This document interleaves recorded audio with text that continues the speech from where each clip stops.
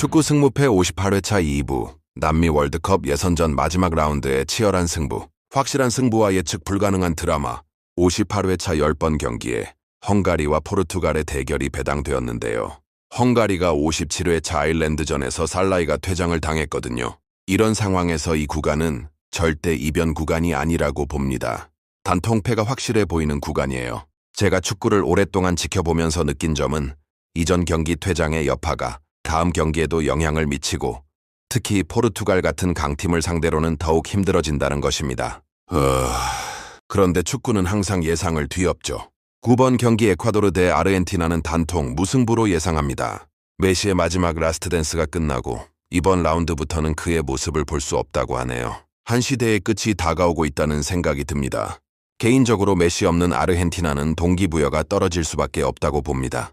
남미 예선의 치열한 마지막 스퍼트, 아르헨티나는 이미 남미 1위를 확정지었습니다. 아르헨티나, 브라질, 우루과이, 에콰도르, 콜롬비아, 파라과이까지 월드컵 진출이 확정된 상황이죠.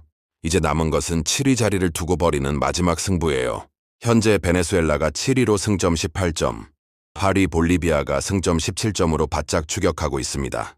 58회차 축구 승무패 12번 경기에 베네수엘라가 배당되었는데 이 상황이 정말 흥미롭습니다. 제가 늘 말씀드리는 것이 있죠. 볼리비아 원정은 정말 힘들다라고 말입니다. 브라질이 마지막 경기에서 볼리비아 원정길을 떠나야 하는데요.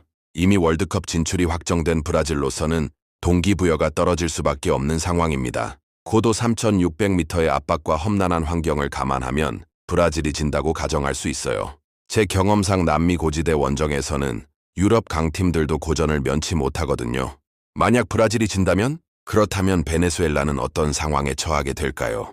바로 12번 경기에서 콜롬비아를 상대로 반드시 승리를 거두어야 하는 절체절명의 상황입니다. 볼리비아가 브라질을 이기면 승점 20점이 되고 베네수엘라가 콜롬비아에게 진다면 여전히 승점 18점에 머물게 됩니다. 그럼 순위가 뒤바뀌어 베네수엘라가 8위로 떨어져서 월드컵 플레이오프 진출 기회를 놓치게 되는 거죠.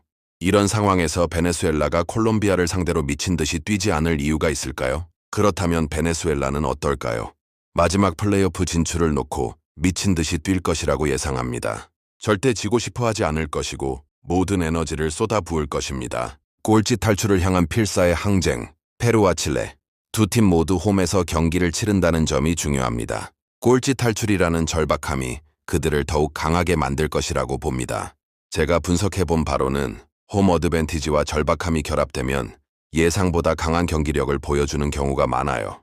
나의 최종 선택과 분석, 이 모든 상황을 제 나름대로 종합해보면 10번 경기 미국 대 일본, 단통승, 11번 경기 페루 대 파라과이, 승, 홈 어드밴티지 플러스 절박함, 12번 경기 베네수엘라 대 콜롬비아, 승, 플레이오프 진출 4활, 13번 경기 칠레 대 우루과이, 승, 꼴찌 탈출 의지, 14번 경기 멕시코 대 한국, 단통패.